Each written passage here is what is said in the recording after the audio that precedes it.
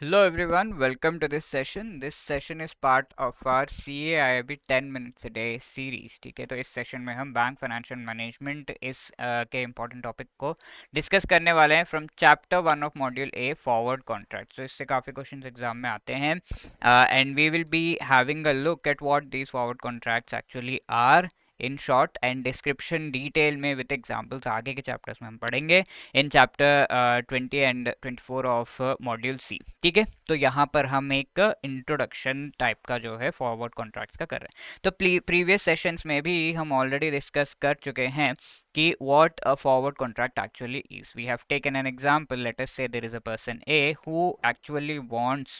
Obviously हम यहाँ पर डिस्कस करेंगे फॉरवर्ड कॉन्ट्रैक्ट्स को in the context of currency. ठीक है, करेंसी एक्सचेंज जो फॉरेक्स है उसके कॉन्टेक्स्ट में ही डिस्कस करेंगे because obviously the chapter is exchange rates in forex business and the module itself is on international banking. ठीक है, तो यहाँ पर let us say A wants to buy some dollars और अभी वो देख रहे हैं कि स्पॉट रेट जो है 80 रुपीज़ का है. Spot rate obviously you know कि is the most prevalent rate based upon which all other rates like forward rate जो है वो फिक्स किया जाता है. तो ही एंटिसिपेट्स कि लेट्स से मुझे 3 मंथ्स के बाद ये डॉलर्स बाय करने हैं, तो $1 के सामने 85 रुपीज़ का प्राइस फिक्स करके I will be buying this particular thing. That is the most feasible and the best deal for me.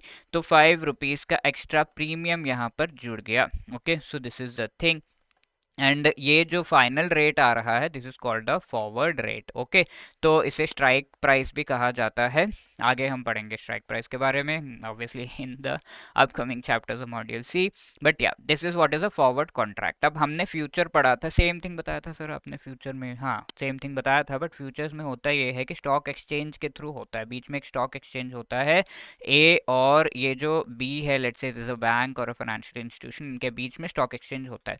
तो अगर ये डायरेक्टली हो रहा है दोनों के बीच में बातचीत करके, that is called a forward contract. If it is happening through the stock exchange, क्योंकि स्टॉक एक्सचेंज के ऊपर सारी चीज़ स्टैंडर्डाइज्ड है, इन दोनों को ज़्यादा फिक्र करने की जरूरत नहीं. लेटेस्ट से बी मुकर गया या फिर ए मुकर गया कि मुझे चाहिए नहीं डॉलर्स, तो कॉन्ट्रैक्ट करके बैठे एंड अपने सारे कैलकुलेशन एंड अकाउंटिंग इसके बेसिस पर किया हुआ है.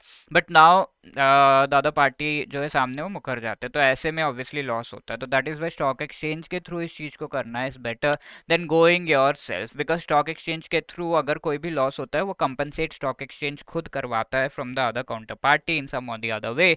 सो your risk reduces if stock exchange is included, and obviously sometimes you are giving a whole lot of margin and commission to the stock exchange, तो risk ऊपर नीचे भी हो सकता है. तो obviously things are there, but forward contract whenever you find a person dealer सामने जिससे आप सीधा कॉन्ट्रैक्ट कर सकते हैं, कॉल्ड अ फॉरवर्ड कॉन्ट्रैक्ट. ठीक है, तो the things are same but stock exchange नहीं होगा तो it is a forward contract. And agreement जो है एक्सचेंज रेट को फिक्स करने का, that happens on the trading day itself. Whichever day you have done this particular contract, उसी दिन पे ये रेट फिक्स हो जाता है कि 85 पे बाय किया जाएगा.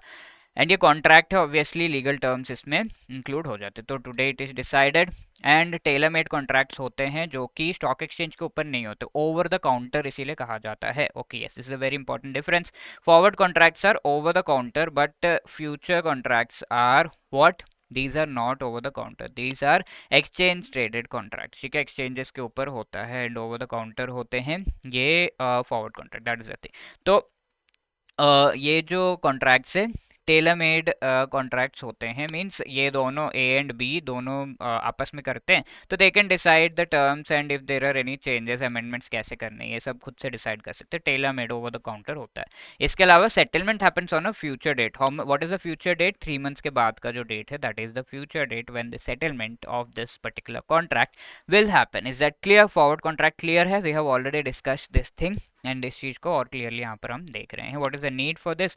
डॉक्यूमेंट्री एविडेंस, जेन्यूननेस अंडरलाइंग का, ये चीज़ों को आपको जो है देखना होगा. फॉर एग्जांपल यहाँ पर जो डॉलर है $1 के ऊपर 85 रुपीज़, तो ये जेन्यून रेट है या नहीं आपको चेक करना है. Whoever is going for the contract, both the party. साथ के साथ अंडरलाइंग यहाँ पर जो कॉन्ट्रैक्ट आपने कर रखा है उसका डॉक्यूमेंट्री एविडेंस, यानी कि सही सही डॉक्यूमेंट्स यूज हो रहे हैं एंड उसके हिसाब से कॉन्ट्रैक्ट हो रहा है या नहीं ये देखना होगा.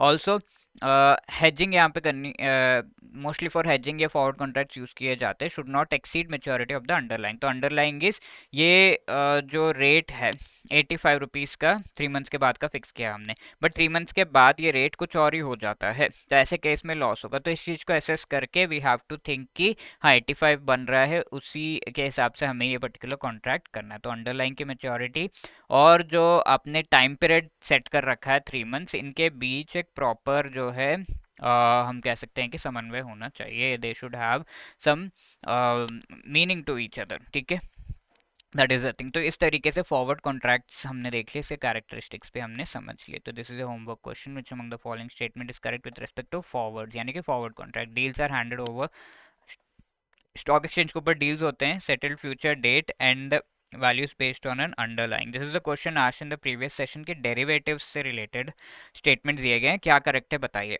दे derive their value from N underlying asset, underlying asset के बेसिस पर उनका वैल्यू सेट होता है, yes absolutely. Strike price is fixed on forward rate, तो फॉरवर्ड रेट के बेसिस पे नहीं है।